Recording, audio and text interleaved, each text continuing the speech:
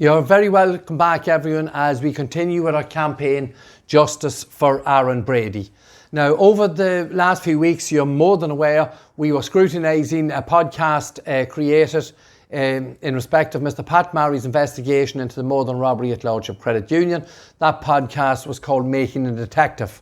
And I think we showed quite clearly we had some very, very serious issues with it. We did ask the makers and the company involved in creating that podcast to contact us in respect of our queries and our serious issues with it. But at this point in time, we've had no correspondence from those people. Now we're going to move on to something, another issue we've covered numerous times, sort of sporadically as different articles appear in the mainstream media. But we have spoken about this, a smokescreen created to hide behind for the prosecution, DPP and Garda Síochána. And what we're going to look at now is a sort of a new show, a new film, and you can see there, now showing. This is a new production and it's called Intimidation. And it is starring the DPP and Garda Síochána. And what we intend to do is to take all the points where the DPP and Garda Síochána have accused us, the Bradys, of being involved in intimidation towards the witnesses in this case.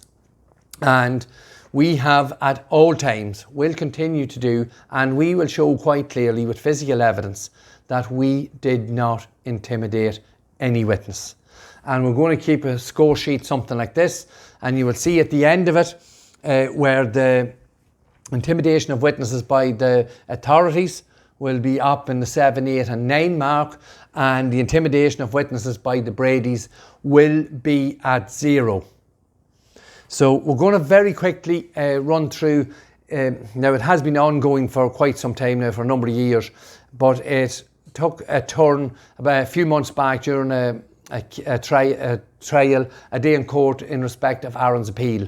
And it was Mr. Graham, as you can see here on the screen. I'm just going to pull it up. We'll just run through this very quickly.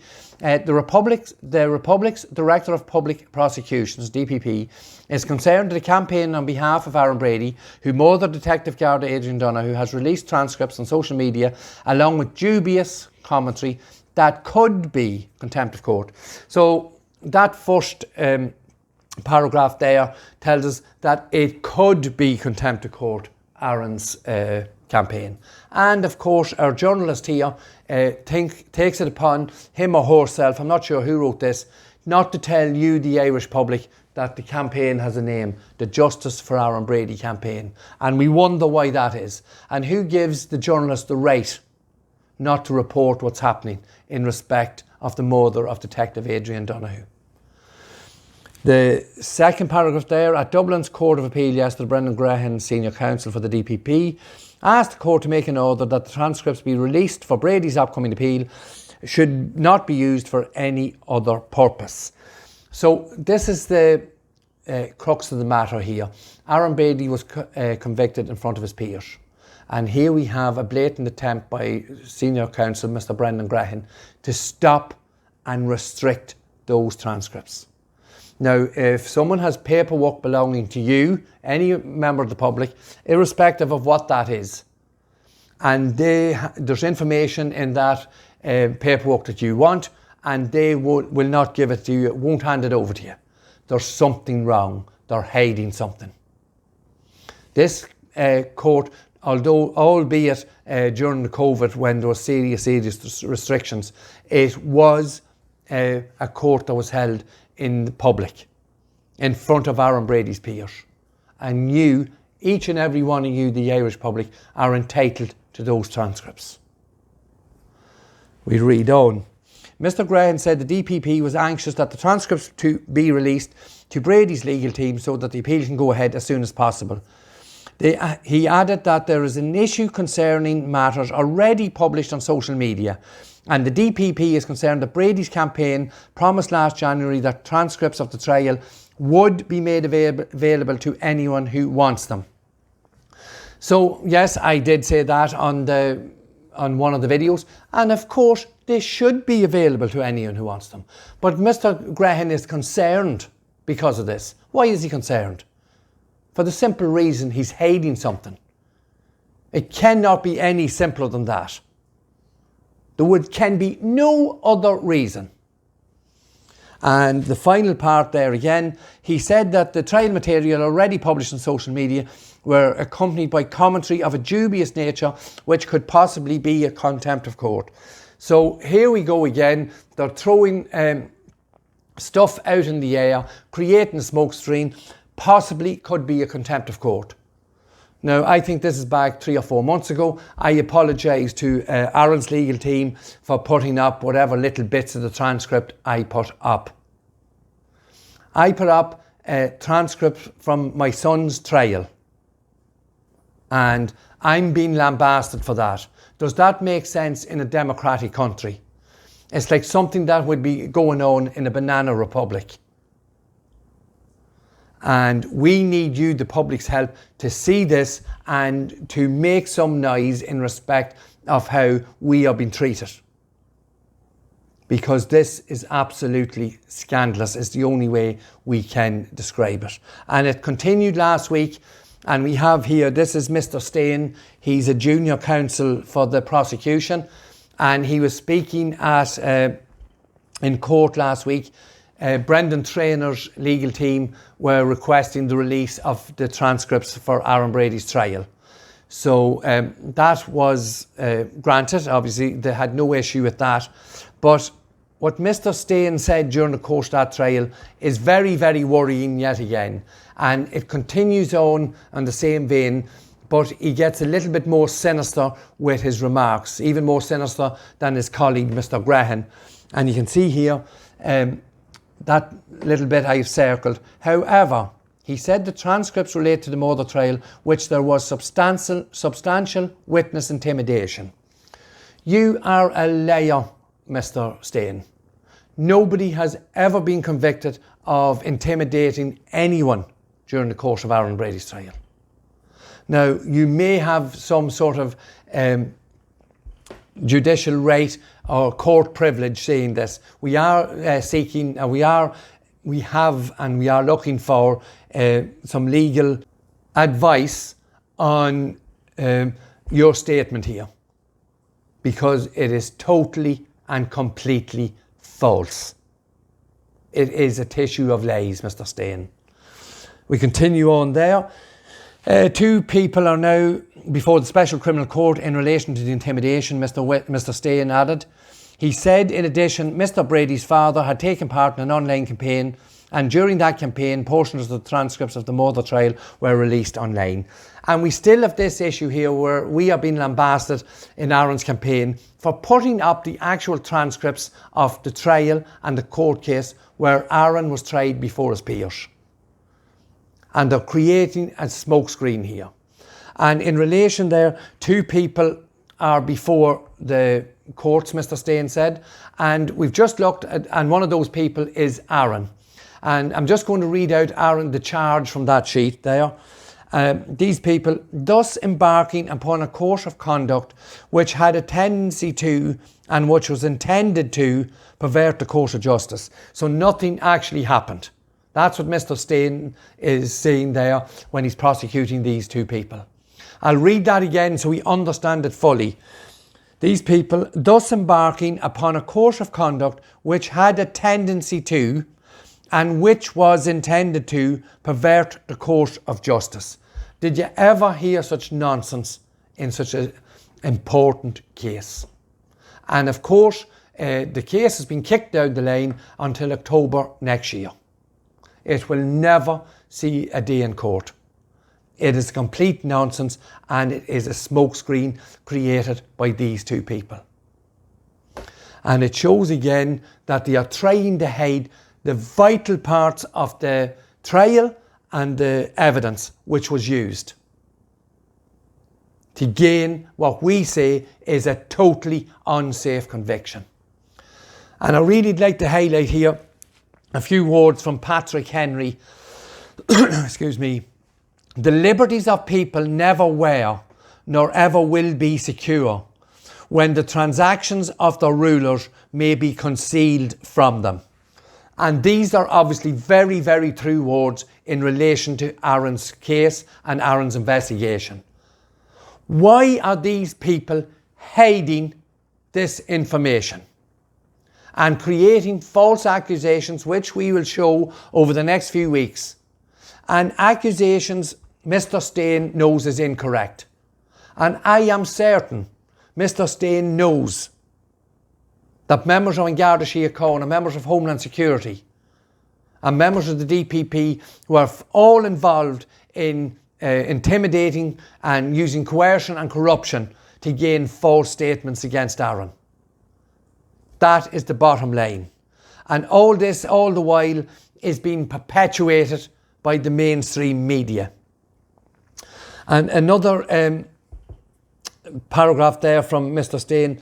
Counsel said, therefore, the state wants to make it absolutely clear that these transcripts are not to be shared with anyone outside of Mr. Traynor and his legal team.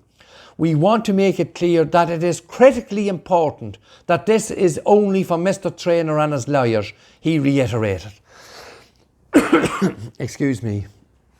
How can any barrister or lawyer stand over what he is seeing there? No one else is allowed to see these documents. When everyone, all of you, the Irish public, are entitled to see the evidence and what happened during the course of Aaron's trial. It shows how disgusting it is and the brazenness of this man to stand up, him and Mr. Graham, to hide from you, the Irish public, the details of this trial and investigation.